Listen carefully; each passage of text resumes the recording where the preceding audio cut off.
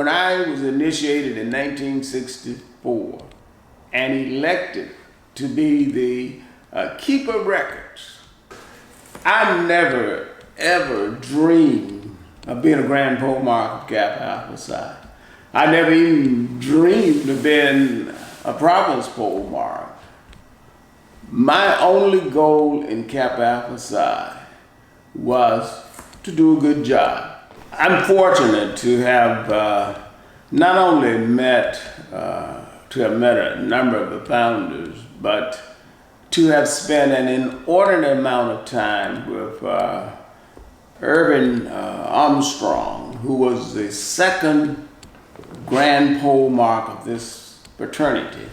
He explained what Kappa Alpha Psi was all about and what Kappa Alpha Psi was intended to do. He was intended to bring about achievement among men. And that's why we have Guide Right and all these other programs that are designed to help our young brothers, our young people succeed and do well. There were many influential brothers in the Western Province, starting with the late, great Tom Bradley. He'd been a Providence Pole Mark and was this real figure in the fraternity, a person whom I got to know quite well. I was appointed reluctantly Pole Mark of the Western Province by brother past Grand Pole Mark E.E. Allen.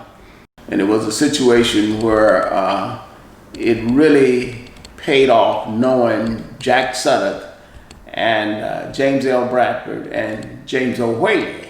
I served under Brother Whaley during his tenure, his entire tenure as the Providence Pole Mark, and truly an outstanding individual, very meticulous.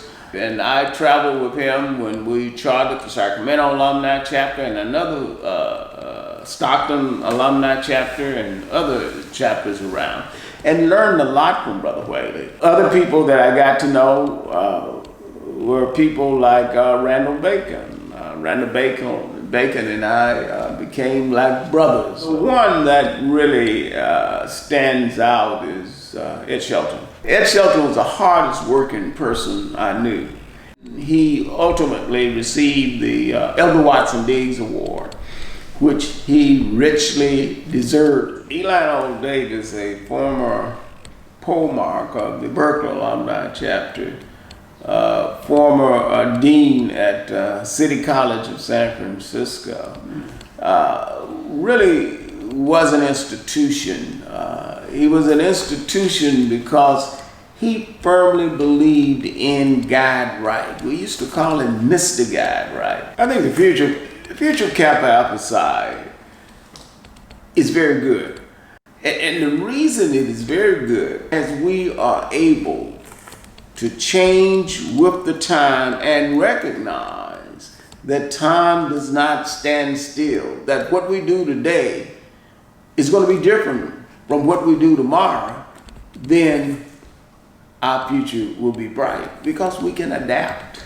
Yes. And adapting to change is the key to success. The inability to adapt to change is a sign of death, and you will die if you cannot adapt to change. And I think Kappa Alpha Psi is geared to adapt to whatever those changes may be in the future.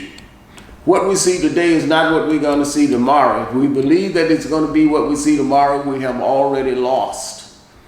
So therefore, we are continually looking ahead, recognizing that our old habits have to change.